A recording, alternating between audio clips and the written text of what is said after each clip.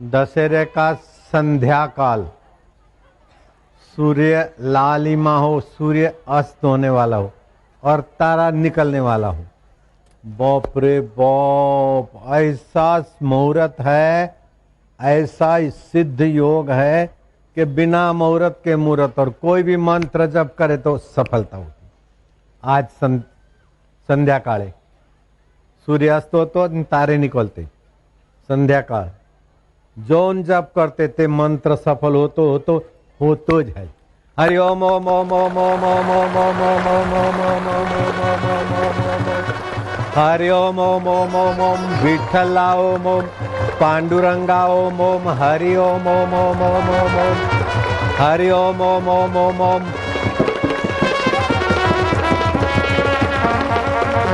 हरि ओम ओम ओम ओम ओम ओम ओम ओम, हरि वो नारायण नारायण। ये दशहरा का मुहूर्त आज का फायदा लेना। हाँ, सूर्य अस्त होते समय और तारा शुरुआत होते समय, ये वर्ष में एक बार ऐसा मुहूर्त आता है। इस मुहूर्त में जो भी काम करो सफल, और जो भी जप करो सफल। तो आरोग्य का मंत्र देता हूं, थोड़ा वो कर लेना। और दूसरा, घर में सुख शांति बरकत आए वो देता हूं। शरीर स्वस्थ रहे, मन प्रसन्न रहे, अब बुद्धि में बुद्धिदाता का आत्म प्रकाश हो, बस ये 3 बात मेरी बांध लो। बाकी तुमको जो करना है मैं तुम्हारे साथ हूं। मेरी 3 बात मान लो, फिर तुम्हारी 1000 बात मैं मानता हूं। शरीर स्वस्थ रखना सीख लो, मन को प्रसन्न रखना सीख लो, और बुद्धि को बुद्धिदाता के आनंद में जगाना सीख लो। वैर को प्रीत में बदल दोगे, राग हार को जीत में बदल दोगे, कांटों को फूल में बदल दोगे, रुदन को गीत में बदल दोगे, और मौत को मोक्ष में बदल सकते हैं। जन्म मरण वाला शरीर, इसका सदुपयोग करो। मौत आएगी उसके पहले मुक्ति में बदलना सीखो। शरीर को बीमारी होती है, अज्ञानतावश बोलते मैं बीमार हूं। मन को दुख होता है, बोलते मैं दुखी हूं। चित्त में चिंता होती, बोले मैं चिंता में हूं। तुम बीमारी को देखते, बीमारी नहीं थी तभी तुम थे, बीमारी चली जाती तुम रहते। तुम ज्ञान स्वरूप आत्मा हो, बीमारी को देखते हो, दुख को भी देखते हो, चिंता को भी देखते हो। तुम अपने ज्ञान स्वभाव से फिसल गए, इसीलिए दुख, बीमारी, चिंता तुम्हारे को दबा रही है। दृष्टि ज्ञानमयी कृत्वा पश्येत हरिरेव जगत। तुकाराम महाराज बोलते थे, जगत में सर्व प्रकारे सुखी कौन आहे, मना तुम ही शोधू नहीं पाए। फिर गहराई में जाकर वो अनुभव किया, दृष्टि ज्ञानमयी कृत्वा पश्येत हरिरेव जगत। वासुदेवमय जगत देखो। आज दशहरा है, दशहरा की संध्या, सूर्य अस्त और तारा निकलने के बीच का समय बहुत उपयोगी है। रघु राजा ने उसी वक्त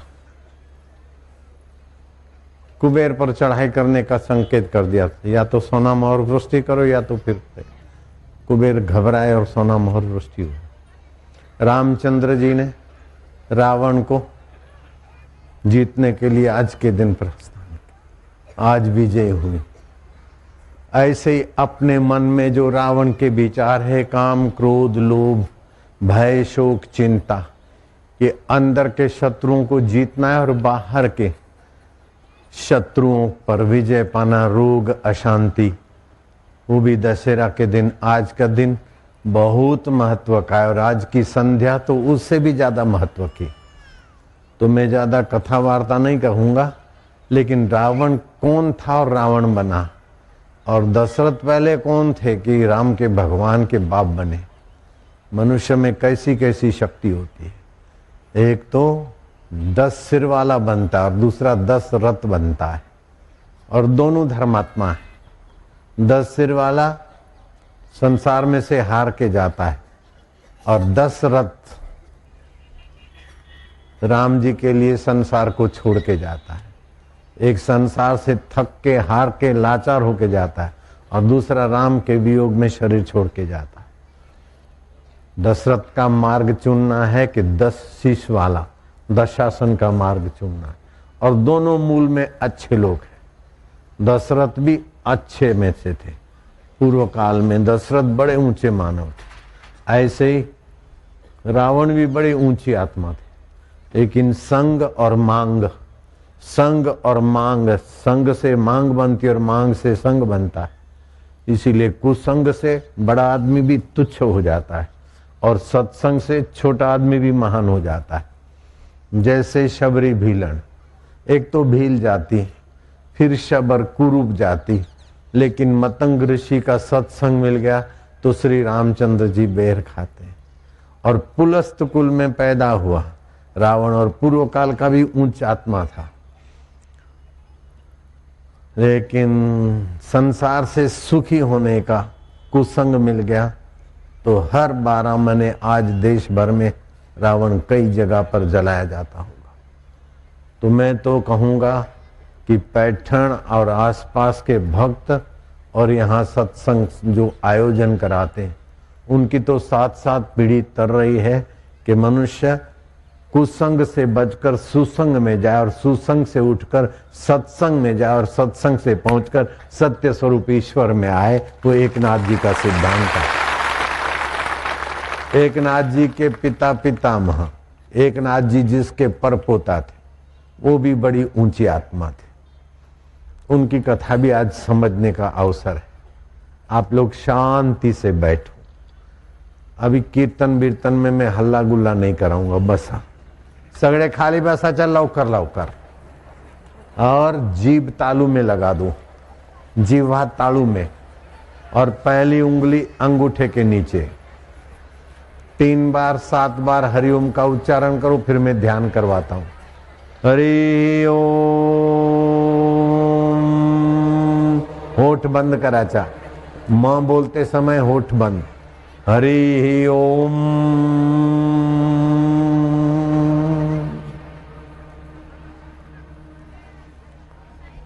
आज दशहरा की संध्या है। हरि ओम।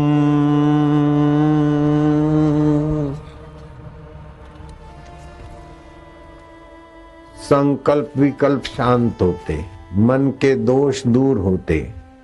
15 मिनट रोज आसन बिछा के ये साधना करने वाला व्यक्ति थोड़े दिन में बहुत सारे दोषों से, विघ्नों से, पातकों से पार होकर भगवान की अहेतु की कृपा, अलौकिक कृपा, अनुपम कृपा भगवान की पाकर परम पद का अधिकारी होने लगता है, जिस पद के आगे इंद्र का पद भी छोटा हो जाता है।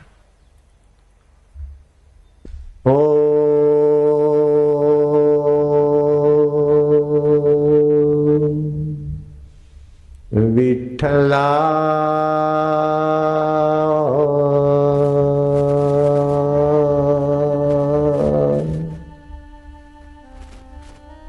पांडुरंगा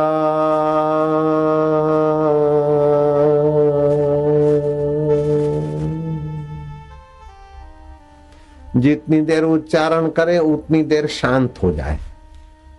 तो इसको भगवान ने बोला न किंचित अपि चिंतित, कुछ भी चिंतन न करे। तो इसको बोलते कुछ न करना, कुछ चिंतन न करना। जैसे रात्रि को कुछ चिंतन नहीं करते तो शरीर की थकान मिटती है, मन की थकान मिटती है, बुद्धि की थकान मिटती है और बुद्धि पुष्ट होती है, शरीर पुष्ट होता है निद्रा में। ऐसे ध्यान भजन में भी शुरुआत में करो, फिर ऐसी अवस्था लाओ कि कुछ न करे। कुछ न करने में ये दीर्घ प्रणव हरि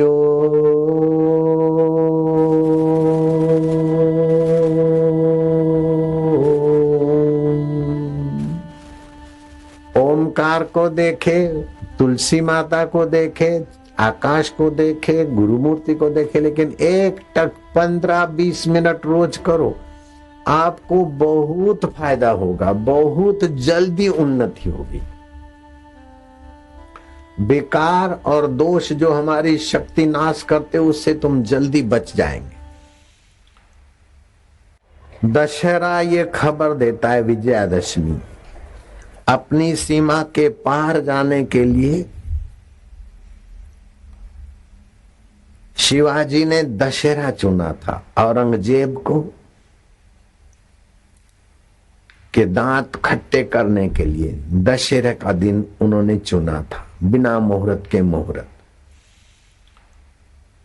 वीरता पूर्वक कोई भी दशहरा के दिन कोई काम करेगा तो वो सफल होता है। रघु राजा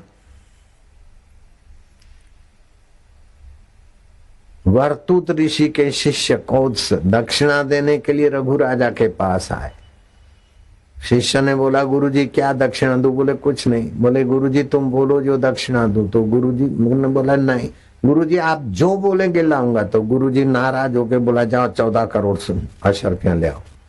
हाँ गुरु जी ने तो मांगा है तो और तो कोई देगा नहीं। रघु राजा के पास गए। रघु राजा ने इसी दिन को चुना और कुबेर को कहा या तो युद्ध के लिए तैयार हो जाओ या तो अशर्फियां बरसात करो। कुबेर ने शमी वृक्ष पर अशर्फियों की वृष्टि की। आज भी शमी वृक्ष के पत्ते एक दूसरे को देते। शमी वृक्ष समझते आप? वो उसकी याद में के धन मिले तो एक दूसरे को बांट के उपयोग करना चाहिए। रघु राजा ने ऋषि कुमार को दिया, लेकिन ऋषि कुमार ने अपने पास नहीं देखा, ऋषि को दिया और जो बचा वो प्रजा में बांटा। तो धन संपदा है तो अकेले भोगने के लिए नहीं है। तेन त्यक्ते न भुंजिता, जो अकेला भोग करता है धन संपदा उसको लेके डूबती है। तो आज का दिन शमी वृक्ष के पत्ते देकर एक दूसरे को ये याद दिलाना होता है कि सुख बांटने की चीज है और दुख पैरों तले कुचलने की चीज है। शमी वृक्ष का पूजन होता है। ये भोगवादी दुनिया में विदेशी अपने लिए करते तो व्हील चेयर पर और हार्ट अटैक और कई बीमारियों पर मरते। 100 आदमी में 97 आदमी अनिद्रा के रोगी है अमेरिका में, जबकि भारत में 100 आदमी में 3 आदमी अनिद्रा, 97 आदमी आराम से सोते, क्योंकि यहाँ सत्संग है और त्याग से परोपकार से जीवन जीने की कला है। ये भारत की महान संस्कृति का फल हमें मिल रहा है।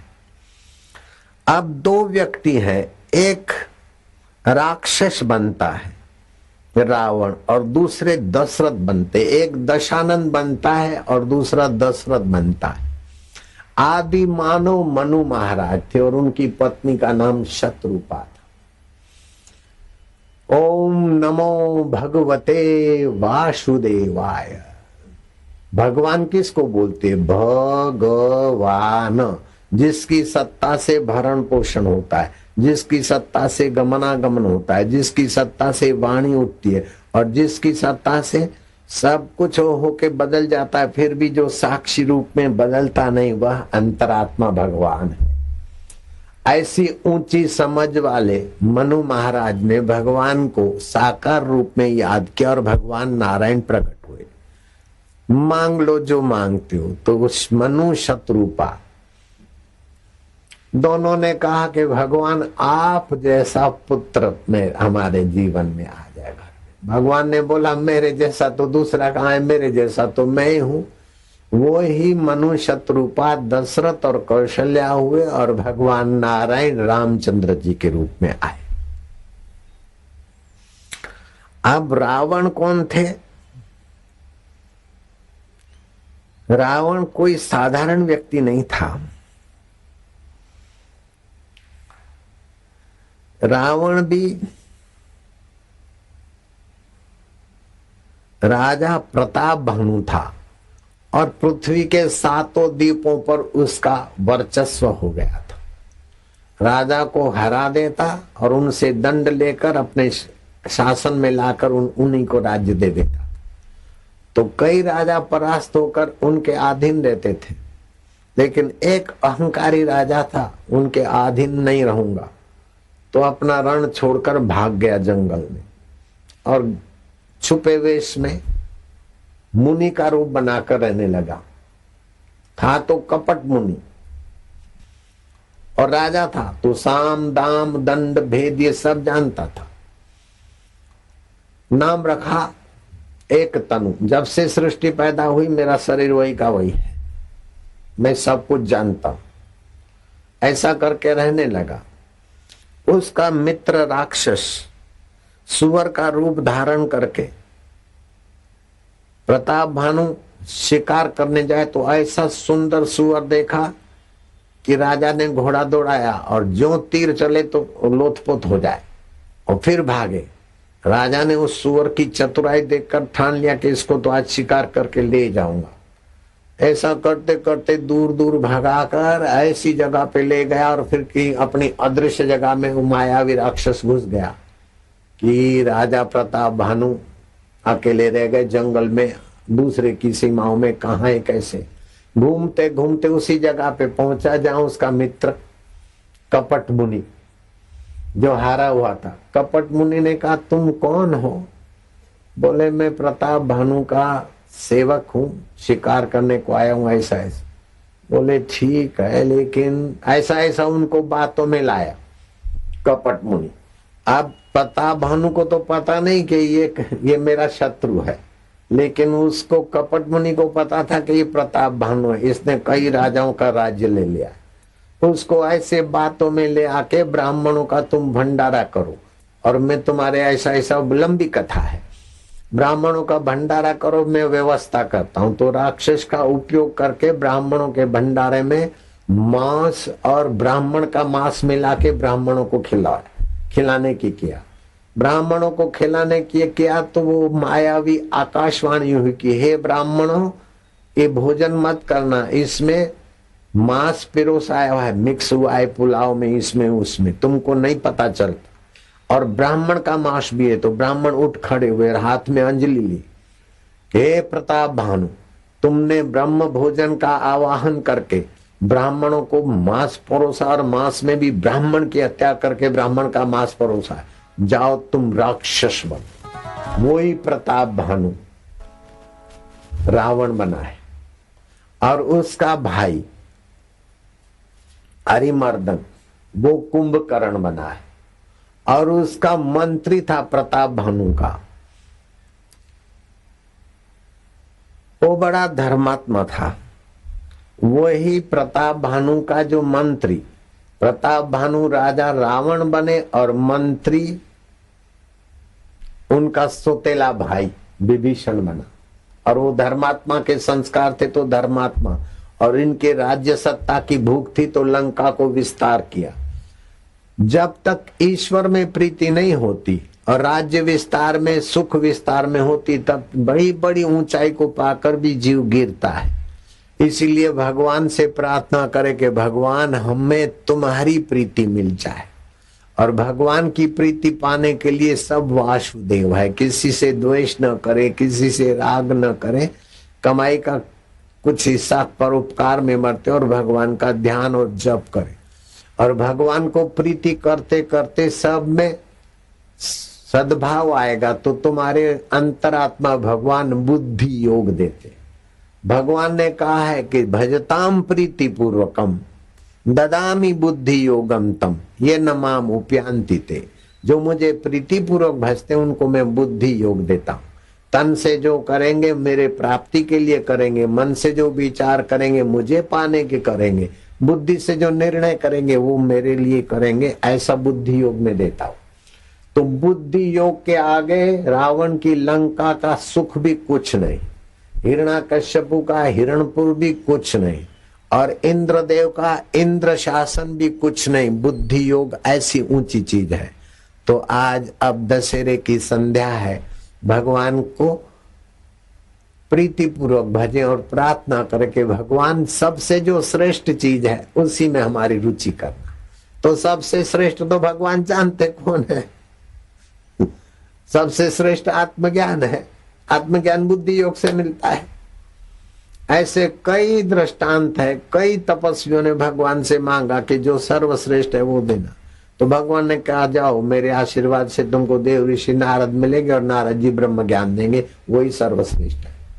एक नाथ जी महाराज का भी वही अनुभव है, ज्ञानेश्वर का भी वही अनुभव है, और समर्थ रामदास ने तो दास बोध में कहा है कि अगर अपना कल्याण शीघ्र करना हो तो ब्रह्म ज्ञान की शरण जाना चाहिए। कोटि कोटि तीर्थ करने का फल होता है सत्संग सुनने से। तीर्थ नाए एक फल, संत मिले फल चार, सदगुरु मिले अनंत फल। जब वो संत हमको सदगुरु के रूप में मिलते तो अनंत फल होता है, जिस फल का अंत नहीं हो। रावण की लंका का अंत हो गया, चित्रभानु के राज्य का अंत हो गया, हिरण्याकश्यपु की हिरणपुर का अंत हो गया, दशरथ की अयोध्या का अंत हो गया, लेकिन भगवान तो अनंत है। जो भगवान को चाहता है वो अनंत से एक हो जाता है। जिस पद के आगे इंद्र का पद भी छोटा हो जाता है। यत पदम प्रेप्सवो दीना शक्रादय सर्वदेवता, अहो तत्र स्थितो योगी हर्षम न उपजायते। जिस पद को पाने वाले के आगे इंद्र भी अपने को छोटा मानते, ऐसे आत्म पद की यात्रा करने वाले एक नाथ जी महाराज के परदादा, दादा के पिता,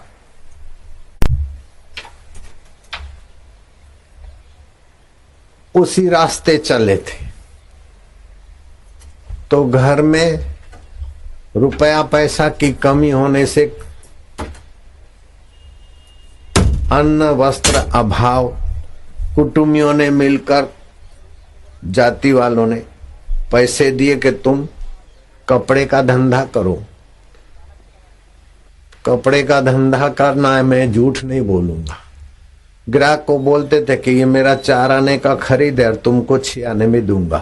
अरे इतना सारा? नहीं 3 आने में दो, 2 आने में दो। दूसरे लोग 4 आने का खरीदा हुआ कपड़ा बोले 15 आने का है, तुमको 12 आने में देता हूँ, 10 आने में देता हूँ। तो 15 आने का 10 आना, 8 आना, 7 आना में लोग ले जाते, लेकिन ये 6 आने में देते तो लोग नहीं लेते, कि कम नहीं करते। तो सत्यनिष्ठ आदमी को पहले पहले थोड़ा तकलीफ होता है, लेकिन बाद में महान फल मिलता है परमात्मा। और झूठ बोलने वाले को पहले थोड़ा अच्छा फायदा होता है और बाद में महान दुख मिलता है, नरकों में जाता है। ये भानुदास के जीवन में प्रत्यक्ष हुआ। एक नाथ जी महाराज के दादा के पिता, परदादा, व्यापारी लोग घोड़े पे सामान डाल के जिधर जिधर हफ्ते हफ्ते में बाजार लगता था उधर जाते थे। मंगलवार को इधर बाजार लगता है, गुरुवार को उधर लगता है। इनका काम इतना चला नहीं। लोग बोले झूठ के बिना काम नहीं चलता, भानुदास बोलते सत्य के बिना काम नहीं चलता। सच्चा आदमी तो सच्चे को चाहता है, लेकिन झूठा आदमी भी अपना नौकर, अपना मुनीम, अपनी पत्नी, अपना पति, अपना मित्र से सच्चाई का व्यवहार चाहता है। ईमानदार तो ईमानदार को चाहता है, बेईमान भी ईमानदार को चाहता है। बोले ये सब तुम्हारी बातें हम नहीं मानते, नहीं मानो तुम्हारी मर्जी। कुछ दिन में भानुदास की सच्चाई पर लोगों को विश्वास हुआ और लोग उन्हीं से लेने लगे, और भानुदास पर ऐसा विश्वास करे कि भानुदास सत्य बोलते, और भानुदास का ऐसा प्रभाव कि बस ज्यादा खटपट नहीं। 15 आना, 12 आना, 13 आना, पहले आना चलता था। 1 रुपए के 16 आने होते थे। हम जब बच्चे थे ना तो 2 आने का धंधे में, लेने देने में 1 आने की सब्जी ले लिया, 1 आने का 2 आने का ले लिया, ऐसा हमने देखा है। ये तो अभी बना 1 रुपए के 100 पैसे, पहले 64 पैसे, 4 पैसे का 1 आना, और ऐसे 16 आने 1 रुपया। तो लोग 4 आने का 1 वार कपड़ा, मीटर नहीं था, वार था, तो 4 आने का खरीदते, बोलते ये 15 आने का है। फिर 12 आना, 10 आना, 8 आना में ग्राहक को दे दे, 7 आने में दे दे। लेकिन ये भानुदास बोले मेरा 4 आने का खरीदे, 5 आने में दूंगा। तो ग्राहक बोले 3 आने में दो, कम कराने की आदत है। तो पहले तो भानुदास का धंधा नहीं चला, बाद में देखा कि जो 15 ना बोलकर 7 आने में देते, वो तो 5 आने में ये दे रहे। तो धीरे धीरे उनकी सज्जनता का प्रभाव पड़ा, धंधा अच्छा चलने लगा। तो कहीं जाए सब घोड़े पर कपड़े लाद गए, अपना बोझा लेकर मार्केट जहां बाजार लगती लगाए। तो भानुदास का धंधा खूब चले, दूसरों का नहीं चला तो ईर्ष्या होती। तो जिस धर्मशाला में ठहरे थे, उस धर्मशाला में रात्रि को विश्राम के लिए ठहरे थे, तो कीर्तन सत्संग का आवाज आ रहा था। सत्संग का आवाज सुनकर भानुदास बोला कि तुम चलो, सत्संग सुनना बहुत जरूरी है। जिसने मनुष्य जन्म पाकर सत्संग नहीं सुना, उसका जीवन बेकार है। बोले तुम ही सुनो, हम नहीं सुनते। तो भानुदास बोला अच्छा, ये कपड़ा मेरा जो सामान बचा है वो रखता हूँ, और घोड़ा तो बाहर बांधा है, मैं कीर्तन सत्संग से जब भी रात को लौटूंगा इधर आके सो जाऊंगा। हाँ बोले तुम जाओ जाओ। सबने मिलकर क्या करा कि उसका कपड़े का बंडल जो भी बचा था धंधे का, वो दूर कहीं फेंक के आ गए, और घोड़ा खोल दिया और उसको 2-4 चाबुक लगा के दूर भगा दिया। बोला वो आएंगे तो हम बोलेंगे हमारा माहित नहीं, फिर भानुदास को बराबर पता चलेगा। तो ईर्ष्या होती थी, तो ईर्ष्या के कारण घोड़ा खोल दिया और कपड़ा किसी दूर दूर कहीं फेंक के आ गए। कुदरत का सिद्धांत है, तुम जैसा देते हो देर सबेर ऐसा मिलता है। जो औरों को डाले चक्कर में वो खुद भी चक्कर खाता है, और औरों को देता शक्कर है, खुद भी शक्कर खाता है। Every action create in reaction. आप जो भी करते घूम फिर के आपके पास आता है। इसीलिए आप भला करते तो देर सवेर आपके पास भलाई भलाई आएगी, बुरा करते तो बुराई का फल आएगा। ऐसे सिद्धांत के अनुसार वो डाकू चोरों के मन में भी हुआ कि आज तो बाजार लगी तो धर्मशाला में व्यापारी आए होंगे, चलो धर्मशाला को लूटो। आए तो व्यापारियों को बराबर बंदूक दिखाए, डंडे वंडे मारे, सब पैसे ले लिए, कपड़े ले लिए, उनके घोड़े पर बैठकर सामान लेकर आए और उनको डंडे मारते मारते भगाया। भानुदास का तो घोड़ा भी नहीं, कपड़ा भी नहीं और खुद भी नहीं। भानुदास बच गए। जब रात्रि को सत्संग कीर्तन पूरा हुआ, भानुदास आ रहे थे तो एक युवक ब्राह्मण वेश में के भानुदास हो तुम? बोले हाँ। लो ये तुम्हारा घोड़ा और उधर तुम्हारा कपड़ा पड़ा, चलो मैं दिलाता हूँ। तुम कौन हो? कि बस मैं उसी का हूं जो मेरे लिए होता है। भानुदास को उस समय पता नहीं चला। वो युवक घोड़ा और कपड़ा दिखा के चले गए। धर्मशाला में आए तो बोलते अरे इधर तो सब लूटमार हो गई। भानुदास समझ गए कि वही मेरे पांडुरंग हरि अंतर्यामी ईश्वर युवक का रूप लेकर मेरा घोड़ा और मेरे को कपड़ा दिखाया। प्रभु अब मेरे को संसार में नहीं फंसाओ, तुम्हारी भक्ति दो। जो व्यापारियों का सब लूट लिया उनको अपना कपड़ा बांट दिया। घोड़ा बोले तुम बेच के पैसे ले जाओ, घर तक पहुंचो।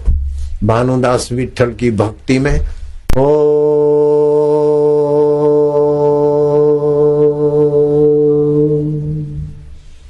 विठला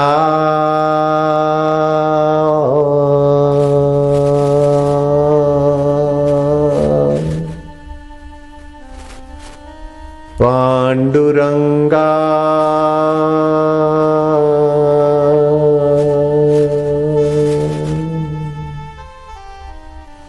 जितनी देर उच्चारण करे उतनी देर शांत हो जाए।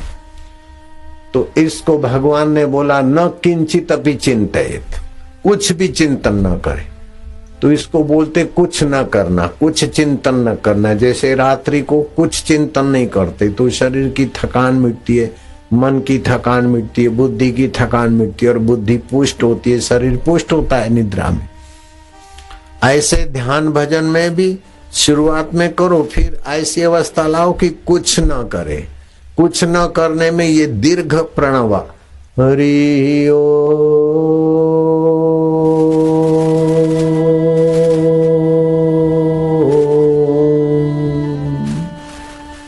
ओमकार को देखे, तुलसी माता को देखे, आकाश को देखे, गुरु मूर्ति को देखे, लेकिन एक टक 15-20 मिनट रोज करो।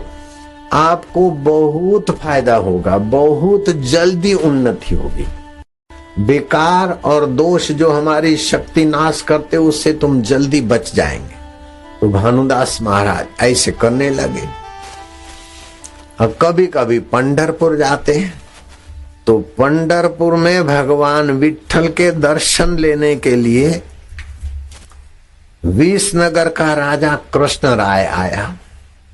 कृष्ण राय राजा इतना प्रभावशाली था कि उसने पूर्व, पश्चिम और दक्षिण समुद्र तट के सारे छोटे छोटे राज्य अपने अधीन कर लिए थे और हिंदू धर्म पर जो दूसरे लोग जुल्म कर रहे थे यवन, उनको मार भगाया। बड़ा प्रभावशाली कृष्ण राय राजा देखता है कि पंढरपुर में हम लोग राज्य वैभव है तो भी इतना सुखी नहीं जितना ये भक्त लोग सुखी है। हे भगवान, अब पंढरपुर में कितना रहोगे तुम, चलो विजयनगर राज्य में। कृष्ण राय ने घोषणा कर दी, मंत्रियों को आज्ञा दे दी कि ये पांडुरंग की मूर्ति अपने राज्य में स्थापना करने के लिए ले चलो। अभी इतना कृष्ण राय प्रभावशाली राजा की कोई बोल नहीं सकते थे। सारे यवन राजा तो उनसे हार चुके थे और दूसरा उनकी बराबरी का राजा नहीं था।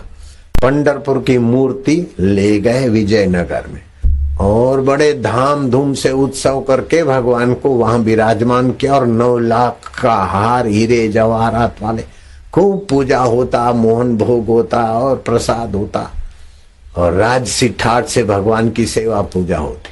लेकिन भगवान चीज वस्तु के भूखे नहीं है, भगवान तो प्रेम के भूखे हैं। विदुर के भाजी खाते, विदुरानी के केले की छाल खाते और 56 भोग छोड़ते, भगवान तो प्रेम के भूखे। तो यहाँ पंढरपुर के वारकरी भक्ति इधर उधर सब भक्त देखे तो ये भगवान तो है नहीं, मूर्ति बिना का मंदिर जैसे प्राण बिना का शरीर। अरे क्या हुआ, एकादशी का भगवान का दर्शन लेना है। इतने में भानुदास आए। भानुदास ने सब सुना कि राजा कृष्ण राय ले गए भगवान को। बोले तुम्ही सगळे इकडेच बसा, थमा, मी जातो। अरे वो राजा है, आपको तो फांसी दे देगा। अरे वो कुछ भी है, राजा का राजा, महाराज पांडुरंग मेरा है न, मैं तो ओम करके उसी में शांत होता हूँ। तो वो उनके साथ मेरा सीधा परिचय है, भगवान के साथ मेरा सीधा संबंध है, तो राजा क्या करेगा। भानुदास गए, विजयनगर तक पहुंचे बड़ी मुश्किल से। रात्रि को 2 बजे पहुंचे। हे पांडुरंग, तुम मंदिर में हो, मैं तो तुम्हारा दर्शन लूंगा तब कुछ पीऊंगा, खाऊंगा नहीं तो नहीं खाऊंगा। वो नगर के सेवक जो चौकीदार था पांडुरंग का, किधर है? बोले वो मंदिर देखो, वो ध्वजा पर। मंदिर के निकट गए तो चौकीदारों को नींद आ गई। मंदिर के दरवाजे खुल गए और अंदर का अंतःपुर का दरवाजा खुल गया और पांडुरंग की मूर्ति के आगे गए, विट्ठल पंढरपुर छोड़ के इधर आए, मैं तुम्हारे चरण में पड़ा हूं, पंढरपुर ले जाऊंगा। ऐसे करके विट्ठल के चरणों में अपना सिर रखकर फिर अभ्यास था चुप होने का, शांत हो गए। जब भगवान का चिंतन करके शांत होते तो भगवत शक्तियां जागृत होती। ऐसा नहीं दिन भर तालियां बजाते रहे, भूखे रहते, आराम भी करे, ध्यान भी करे, अति तकलीफ नहीं देवे अपने को, ज्यादा व्रत नहीं करे, ज्यादा नंगे पैर नहीं घूमे। शरीर भी भगवान की साधना का एक साधन है, तो साधन को, घोड़े को बीमार मत होने दो। शरीर एक घोड़ा है, इसको भी ठीक रखो। तो कई लोग बहुत उपवास करते, कई लोग बहुत खाते, कई लोग बहुत बोल बोल करते, तो कई लोग कैसा, ऐसा नहीं, युक्त आहार विहार, वो ऐसा करते भानुदास। तो पांडुरंग भगवान आपको तो मैं लेके चलूंगा, ऐसे करके शांत हो गए। तो भगवान की मूर्ति से श्रृंगार के जो माला वाला थी वो गिरी और वो 9 लाख हार गिरा, ले लिया, सिर आंखों पे चढ़ाया, चुपचाप शांति से चले गए। एकांत में बैठ गए। पांडुरंग तुमको मैं कैसे ले जाऊंगा, कैसे चलोगे। सुबह पुजारियों ने दरवाजे खोले तो अरे देखा तो ये दरवाजे तो ताले खुल गए। कैसे? भगवान का श्रृंगार का 9 लाख हार, पुष्पों की माला, ये सब कहाँ गया? पकड़ो, खोजो खोजो खोजो। चौकीदार बोले हमको तो मालूम नहीं कैसा नींद आ गई। ओ पद चिन्हों पे खोजा तो देखा कि ये तो सरिता के किनारे बैठे। है नवलखा हार तुम लाए? बोले हाँ। कहाँ से लाए? बोले मंदिर से लाए। झूठ तो बोलना नहीं था। कैसे मंदिर में घुसे? कि मैं बस पांडुरंग को लेने आया हूँ।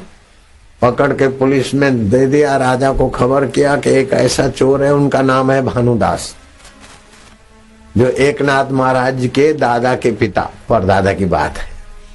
अब ऐसे महान आत्मा चोर कैसे हो सकते? लेकिन उन्होंने, राजा ने कहा इनको फांसी चढ़ा दो। जो भगवान के मंदिर को कैसे जादू से सारे ताले खोल दिया, कैसा आदमी है पता नहीं, इनको फांसी चढ़ा दो, सूली पे चढ़ा दो। भानुदास जरा भी डरे नहीं कि सूली पे चढ़ेगा तो शरीर चढ़ेगा, मेरा आत्मा तो परमात्मा का है, परमात्मा आत्मा है, एक रस है, मैं मरूंगा ऐसी उनमें नासमझी नहीं थी। मरता है तो शरीर मरता है, बीमार होता है तो शरीर बीमार होता है, दुखी होता है तो मन दुखी होता है, चिंता करता है तो चित्त चिंता करता है। मैं उसको जानने वाला, मैं आत्मा हूँ, प्रभु का हूँ, प्रभु मेरे हैं। ओम। लोग बोले तुमको डर नहीं लगता कि अभी तो तुमको 10:10 पर फांसी पे लगाएंगे, शूली पे लगाएंगे। बोले शूली पे भगवान को तो मैं ले जाऊंगा, पांडुरंग तुम शूली पे चढ़ाओ चाहे मूली पे चढ़ाओ, मैं तो तुमको ले जाऊंगा ले जाऊंगा ले जाऊंगा। मूली खाने की आती है ना, मूला, हाँ, चाहे मूला हो चाहे शूला हो, लेकिन मैं पांडुरंग तुमको ले जाऊंगा। ऐसे करके शांत हो गए तो देखते ही देखते शूली में पत्ते उभर आए, डालियां बन गई और बड़ा वृक्ष जैसा हो गया। राजा दंग रह गया कि ये भानुदास चोर नहीं है, लेकिन परम वैष्णव है, परम भक्त है और परमात्मा में निसंकल्प अवस्था की सिद्धि है। महाराज मुझे माफ करो, आप जो चाहेंगे मैं करता हूँ। बोले बस पांडुरंग को झूमते झामते पंढरपुर पहुंचाओ। ओ पांडुरंग की मूर्ति पंढरपुर बाजते गाजते आई। आज भी कार्तिक की एकादशी से कार्तिक की पूर्णिमा तक ये उत्सव मनाया जाता है। ये पांडुरंग पंढरपुर ले आए ठाकुर जी को उसकी याद में। हरि ओम ओम ओम ओम ओम ओम ओम ओम ओम हरि ओम ओम ओम हरि ओम हरि ओम हरि ओम हरि ओम हरि ओम हरि ओम।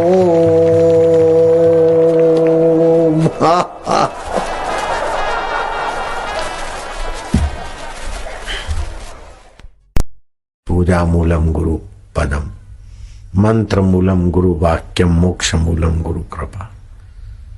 एकनाथ के तो सर्वस्व जनार्दन। 6 साल पैठण में नजर भी नहीं डाली, गुरुद्वार पे रहे तो गुरु के होके रहे। जनार्दन स्वामी की सेवा, ऐसा जनार्दन का चिंतन करते थे कि एक बार राज्य पर शत्रुओं ने धावा बोल दिया और जनार्दन स्वामी ध्यान में थे, तो जनार्दन स्वामी का ध्यान न टूटे। जनार्दन स्वामी जो वस्त्र पहन के फौजियों को आदेश देने जाते थे, वही सेनापतियों के वस्त्र पहन के तलवार लटका के घोड़े पर 4 घंटे ऐसा युद्ध खेला कि वे जनार्दन स्वामी का ध्यान बना रहा और जनार्दन का रूप धारण करके एकनाथ जी ने शत्रुओं को मार भगाया। फिर आकर गुरु के चरणों में ऐसे बैठ गए और ऐसी सेवा में लग गए मानो कुछ हुआ नहीं। ऐसा नहीं दीन घटा कि मैंने ये करा वो करा। जब जनार्दन स्वामी को पता चला कि मेरा चिंतन करके मदरूप हो गया है, तो प्रसन्न होकर बोला कि तुमको भगवत प्राप्ति करा। गुरु सेवा में बहुत तत्पर होने से एकनाथ जी का भाग्य उदय हो गया 18 साल की उम्र में।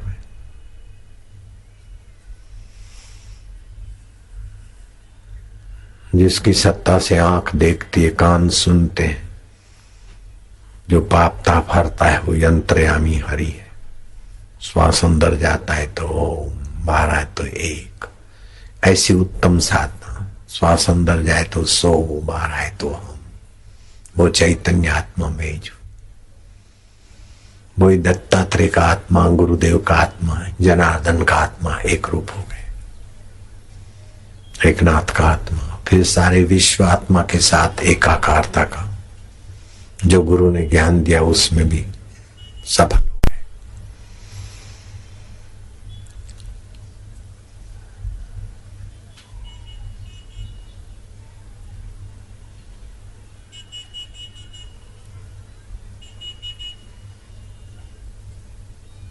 एक टक गुरु जी को देखते थे, सुनते थे तो एक जीभ तालू में लगा के सुनने से गुरुवाणी याद रह जाती। कभी कभी पढ़ाने वाले शिक्षक दंग रह जाते कि हमने इनको क्या पहले ही पढ़ के आया कि जो हम पढ़ाते सुना देता है। एकनाथ बालक कैसा है? एकाग्रता। ये श्वासोश्वास का जप एकाग्रता बढ़ाएगा, बच्चों को रोज करवाना। और दूसरा, बच्चों की बुद्धि बढ़ाने के लिए कान में उंगली डाल देवे बच्चे और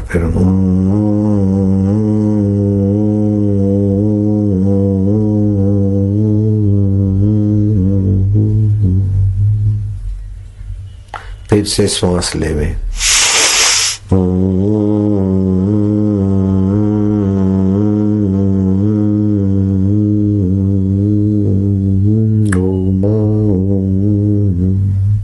ऐसे 10 बार करें, बुद्धू बच्चे भी अच्छे होशियार हो जाते। धूप में नंगे सिर कभी नहीं घूमना चाहिए। और सुबह की मीठी धूप, सूरज उदय हुआ तब से लेकर आधा 1 घंटे में सूर्य स्नान करना चाहिए। 17 मिनट, 15 से 20 मिनट कर ले। नाभि पे सूर्य के किरण, रात्रि को चंद्रमा के किरण लेने से बच्चे अच्छे पुष्ट होते। गर्भवती महिलाओं को चंद्रमा के किरणों का लाभ लेने से बच्चे अच्छे पुष्ट होते, तेजस्वी होते। चित्त की कोई आकृति नहीं है, चित्त का कोई रूप नहीं है, चित्त का कोई वजन नहीं। चित्त जैसा चिंतन करता है ऐसा बन जाता है। संतों का चिंतन दीक्षा से जीवन महान हो जाता है। 7-7 जन्मों के पाप ताप भी मिट जाते और 7-7 पीढ़ियां भी तर जाती हैं। अब जनार्दन स्वामी किसी दीक्षा ली तो एकनाथ की तो 7 पीढ़ी तो सम्मानित हुई, अभी तो 13वीं 14वीं पीढ़ी भी सम्मानित हो रही है। तो संत का दर्शन और सत्संग और दीक्षा की बराबरी कोई नहीं कर सकता। किसी ने कहा संत का दर्शन भगवत दर्शन से भी उत्तम है। भगवान ने तो संसार बनाया, पुण्य पाप बनाया और जन्म मरण बनाया, लेकिन संत तो पुण्य पाप को काट के जीव को मुक्त देते, जन्म मरण मिटा के मोक्ष दे देते। भगवान में तो 30 दिव्य गुण है, लेकिन भगवान का अनुभव किया हुआ सच्चा सदगुरु में 36 गुण होता है। भगवान तो आम का वृक्ष है, और लेकिन भगवान का साक्षात्कार किए हुए जनार्दन जैसे, दत्तात्रेय जैसे, लीलाशाह बापू जैसे, एकनाथ जी जैसे संतों में 36 गुण होते। भगवान तो निराकार है और दर्शन दे के अंतर्धान हो जाते, लेकिन संत दर्शन दे के अंतर्धान नहीं होते। भगवान तो मंदिर में जाना पड़ता, लेकिन संत तो हमारे हृदय मंदिर तक पहुंच जाते। किसी ने कुछ बताया, किसी ने कुछ संत की महिमा बताया, लेकिन पूरा वर्णन हम नहीं कर सकते। शिवराम ने तो माँ को वचन दिया था कि मैं पूरा पता लगाऊंगा कि संत के दर्शन सत्संग दीक्षा से क्या क्या लाभ होते, पूरा पता लगाऊंगा। और यहाँ तो काशी के सब संत विद्वान, मंडलेश्वर, गिरी, पुरी, भारती, 108, 1008 मणिकर्णिका के घाट वाले, एकनाथ जी भी मणिकर्णिका घाट पर रहे थे। वहां भागवत के कई अध्याय लिखे। तो काशी के सब पंडित और विद्वान संत की महिमा बोलते बोलते अंत में बोलते कि पूर्ण वर्णन हम नहीं कर सकते। तो किसी वृद्ध संत ने बताया कि काशी में तो तुमने सुना, लेकिन अब तुम बंगाल चले जाओ। वर्धमान डिस्ट्रिक्ट का कटवा तहसील उदारपुर शहर के शमशान में रघुनाथ भट्टाचार्य रहते, उनका मंत्र सिद्धि है। वो तुमको बताएंगे संत का दर्शन और सत्संग दीक्षा लेने से कितने फायदे होते। उधर पहुंचना मुश्किल था। एक नाथ जी को जनार्दन के पास इधर ही तो है, 15-20 किलोमीटर, 3 दिन लगे थे पहुंचने में। तो उनको तो कितना सप्ताह लग गया। काशी से बंगाल गए। भट्टाचार्य ने कहा तुम इतना चल के आए हो तो मैं तुमको मार्कंडे चंडी का मंत्र देता हूं। संत का दर्शन लेने से क्या क्या लाभ होते मैं तो नहीं बोल सकता हूं, सब संत मिलकर नहीं बोल सकते, लेकिन मैं मार्कंडे चंडी का मंत्र सिद्ध है तुमको देता हूं। लेकिन वो मंत्र की सिद्धि यहां नहीं, नर्मदा तट पर होगी। अब कहां काशी, कहां बंगाल और कहां नर्मदा तट पे। शिवराम बाबा वहां पहुंचे और अनुष्ठान आरंभ किया। मंत्र में जितने अक्षर होते उतने लाख, उतने हजार, उतने 100 और उतने मंत्र जप करते, ब्रह्मचर्य रखते तो मंत्र सिद्धि होती। 7 दिन में मंत्र सिद्धि वाला मार्कंडे चंडी का मंत्र दिया। 5वें दिन भैरवी देवी प्रकट हो गई। बोले संत की महिमा क्या है, दर्शन सत्संग से उसका वर्णन कोई संत नहीं कर सकते, मैं भी नहीं कर सकती, लेकिन तुमने तपस्या किया, ये 3 गोलियां है प्रसाद, तुम ले जाओ। ये नर्मदा तट जिस राजा के शासन में, उस राजा के भाग्य में संतान नहीं है। 1 गोली से उसकी भाग्य की रेखाएं बदल जाएगी, दूसरी गोली से उसे पुत्र प्राप्ति होगी, और तीसरी गोली का प्रभाव है कि वो पुत्र जन्म लेते ही तुम्हारे साथ बातचीत करेगा। है? बोले हाँ। ऐसा होता है? क्या होता है? भैरवी देवी और सन्यासी अंतर्धान हो गए। 2 दिन का अनुष्ठान पूरा किया। 7 दिन पेड़ के नीचे रहे तो थके थे शिवराम महाराज। कोई नजीक के गांव में किसी बनिया के पास, वैश्य के पास नारायण हरि किया। संध्या के समय गरम रोटी और सब्जी और खिचड़ी बिचड़ी जो बना रही थी माया, वो खिलाया। अब वो बाबा पेड़ के नीचे रात्रि का आराम करने को गए। संध्या सूर्य ढल रहा था तो घास काट के जंगल में से और फिर गांव में बेचते, बकरी वाले को, गाय घोड़े वाले को। ऐसा एक घसियारा वहां अपना बोझा पटका हाश दिन को कमाते तो रात का पूरा नहीं, रात को खाते तो कल का पूरा नहीं। मैं तो मर गया, थक गया हूं, रात्रि को बाबा मैं इधर सोऊंगा। बोले ठीक है, तुम तो थका है 1 दिन का, मैं 7 दिन का अनुष्ठान करके थका हूं। तू जवान है, मैं सोता हूं, तू जरा मेरे पैर दबा देना। बोले हाँ महाराज, संत की सेवा, दर्शन, दीक्षा से बहुत फायदा होता है। मैं सुना है, आज मेरे को सेवा मिलता है। बाबा सो गए, चट से सोए, टप से नींद आ गई, थके हुए। और वो घास काटने वाले लड़के को पता नहीं कि मैं इनके पैर दबाता हूं और मौत मेरा गला दबाएगी, उसको पता नहीं था कब मौत किसका गला दबा दे। पैर दबाना चालू किया।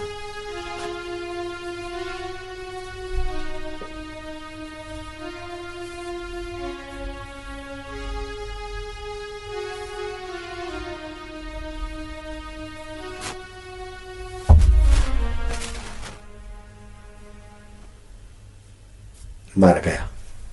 बाबा को तो पता भी नहीं है मुर्दा होके पड़ा है। सुबह उठे तो देखा है तो मुर्दा हो गया।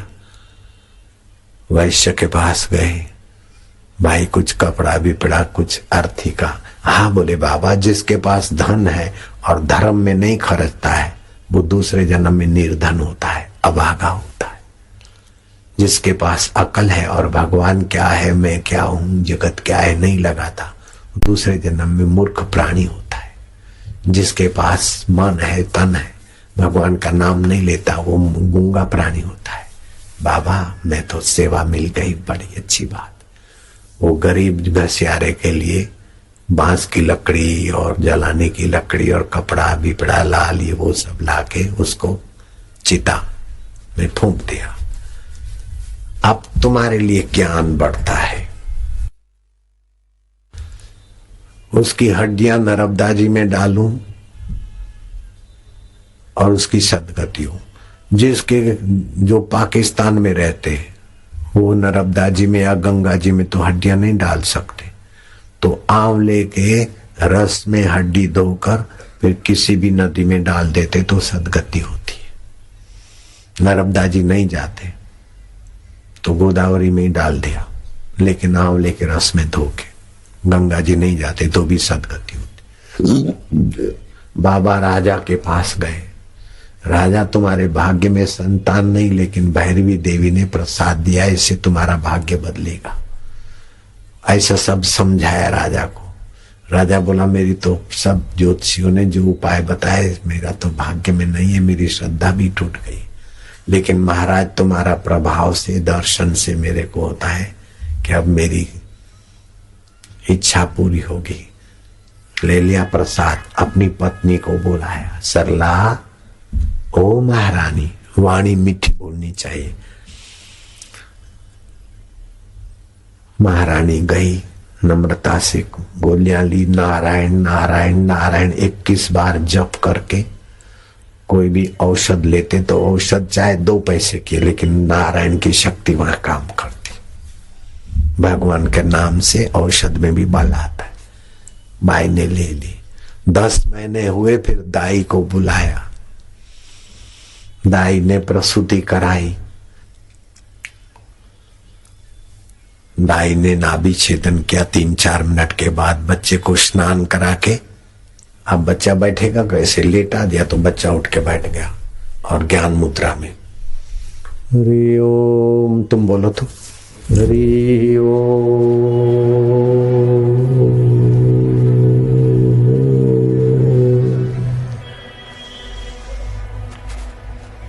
हरि ओम।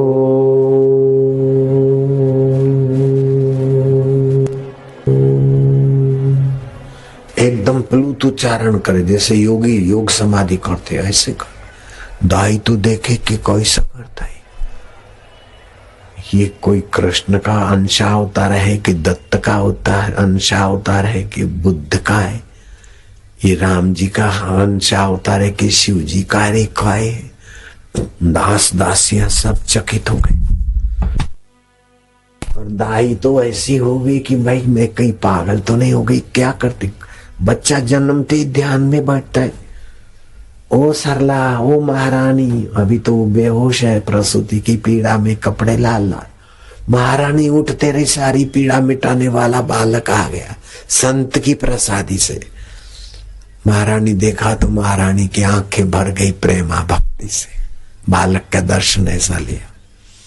राजा साहब को खबर करो, संत के दर्शन कृपा से कितना फायदा होता है। 7-7 पीढ़ी तर जाती संत दीक्षा से, संत दर्शन से।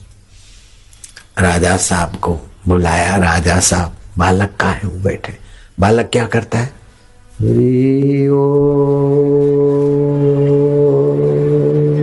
दास दासियां दंग रह गए कि देख देख, अरे देखो तेरा बाप, छोटा सा देख क्या, अरे तेरा बाप है, देख।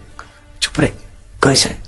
जैसे दीवार पे मूर्ति लिखी ऐसे दास दासी सब देखते रहे। बालक की एकाग्रता ने पूरे महल को शांति और एकाग्रता में भर दिया। आप भी अपने घर को, कमरे को शांति और एकाग्रता से भर दो। वहां सुख, संपदा, आयु, आरोग्य, पुष्टि मिलती है। सारा दिन हल्ला गुल्ला नहीं, थोड़ा शांत।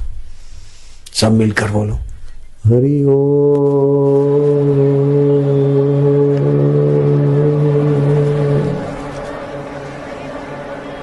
इसको बोलते हैं न किंचित अपि चिंतित।